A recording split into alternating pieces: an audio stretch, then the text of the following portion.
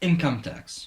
One swear word that is used very often in this practice and this office is regulated by the Income Tax Act number 58 of 1962 as amended.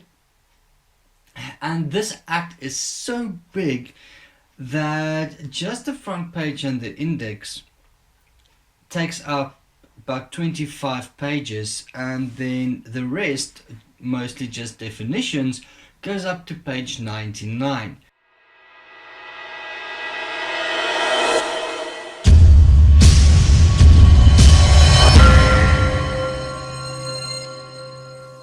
My name is Jacques Taljaard, this is Practitioner Accounting Services. Welcome to the channel. If you are new, please subscribe, and if you find value in this video, please hit that like button. I really appreciate that. On this channel you would likely find videos such as this one, which talks about concepts of tax from a South African point of view, but also a bit of accounting, here and there a bit of economics, and then just general business tips for accountants, businesses, business owners, entrepreneurs, and the general public. Today's video is there to answer the question, what do we pay taxes on? In other words, what kind of money do we have to receive in order for us to pay taxes? So this is focusing specifically on income tax, just this video. Alright, so in short, taxpayers pay tax on taxable income. Now, what is taxable income? Firstly, taxable income is one of those terms that are defined in the Income Tax Act, and the actual definition, it says that taxable income means the aggregate of the amount remaining after deducting from the income of any person all the amounts allowed under Part 1 of Chapter 2 to be deducted from or set off against such income, and all the amounts to be included or deemed to be included in the taxable income of any person in terms of this Act. So taxpayer means a person that's chargeable with any tax leviable under this Act. Alright, so those two concepts, taxable income and a taxpayer, so far can be relatively self-explanatory. It'll be on the screen for everyone to just read through it, pause the video if you have to. But those are just two concepts that folks should know about. Every taxpayer has to pay tax on taxable income. Now, a taxpayer being any person, the term person is also defined in the Income Tax Act, and it includes an insolvent estate, the estate of a deceased person, any trust, any portfolio of a collective investment scheme, and it does not include foreign partnership. But it's not specifically included, but individuals is fallen under that category as well. So now we've got a couple of definitions: taxpayer, taxable income, and a person. Now, the taxable income also has the term income in it, and now income has also been specifically defined. So you have taxable income and income. Kind of very repetitive, but it's two completely different concepts. Now, income means the amount remaining of the gross income of any person for any year or period of assessment after deducting therefrom any amounts exempt from the normal tax under Part 1 of Chapter 2. So again, it refers to income, it refers to gross income, and it refers to persons. So you understand why I mention all of these specific topics, right? All of these definitions. There's a very good reason why I add them in, because the answer is, what do we pay tax on? Your taxable income. In short answer, to understand what it is, you have to kind of understand all of these other concepts. So income is the amount remaining from gross income. Now, what is gross income? And this is where I want to get to in this video. Gross income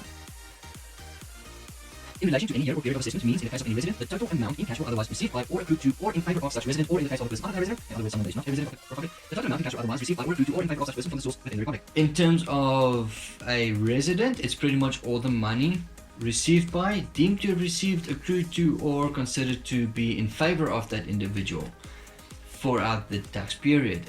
Non-residents, all of those, that comes from within the country. So all the income they receive from the country, residents of the country from all over the world. Alright, but then the definition goes further. The definition actually includes an entire list of things specifically. Things such as an annuity. Maintenance of a child, any allowance for maintenance paid to a spouse under a divorce order from a judge. Monies received in terms of services rendered, in other words, commission received, a salary, bonus, all of those kinds of things. Any restraint of trains, quite often when a senior manager or specialist in the field works in a company, they get paid for not doing the same kind of work or working for the same kind of industry. When they leave, that's called a restraint of trade, and very often there is a compensation involved for that. Now, the compensation you receive for restraint of trade is specifically included. The accumulation of amounts due under any contract of employment. Right, so that's part of that services rendered option, but also the accumulation of amounts. So that means even if you did not receive the salary, unpaid or leave that's paid out, that's accumulated and paid out, that's also considered part of your remuneration. That's also considered part of your gross income. Right, then there's also rent received for individuals that own rental property or that rent out assets, including rental property or equipment. There is consideration for selling scientific knowledge or research or intellectual property that you've got. Fringe benefits. Quite often people say they want salary with benefits, pension, medical aid, all of that kind of things. You have to pay tax on that. Those things are specifically included in the gross income definition. Then also your capital gains is also, but bear in mind this is capital gains, right? So not necessarily the full amount in capital gains. This section also refers to a specific schedule and paragraphs in the Act, but it's very, very interesting as to, well, not very interesting, it's very technical because a lot of things are also exempted. It's included, but it's removed again later. Then there's also things such as if you manufacture a product and you sell that selling price or those sales is considered gross income. But it's also if you buy and resell, same thing. Sales are pretty much added to gross income. Then dividends, grants received or subsidies, specifically in soil erosion works. Development funds received from sporting bodies. In other words, if the Springboks would pay someone funds for developing more rugby players, for example, then the Springboks or that third party that receives the money from the sporting goods basically then have to pay or include that in their gross income. Most government grants, not specifically just for a soil erosion works, but government grants in general, it's also specifically included. Then one that a lot of people don't think about, health insurance and life insurance payouts. So if you have dread disease insurance and you have a stroke or get a heart attack or is diagnosed with diabetes or something, then those are considered to be a medical health insurance payout if you get a lump sum benefit from that, from companies such as Discovery and Liberty and all of that. So all of those are also considered to be gross income. And then finally, for this video at least, any amount which in terms of any other provision of this Act is specifically required to be included in the taxpayer's income. So I'm going to show you a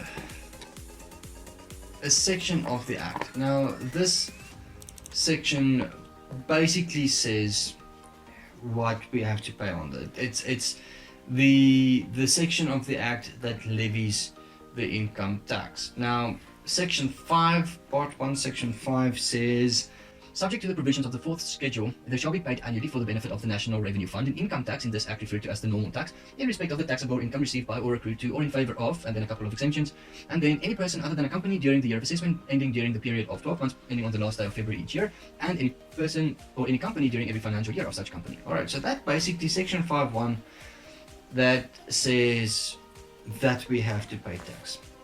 and this is on the taxable income.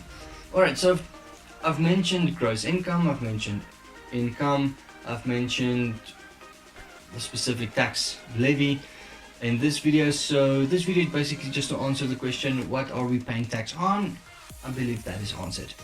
The next video we're going to take a look at the allowable deductions. Bear in mind that the act itself is 1156 pages, give or take, of which a couple of that is a couple of regulations and schedules, but most of that is what has to be included, definitions, what can be exempted, and then deductions, and then a little bit of admin.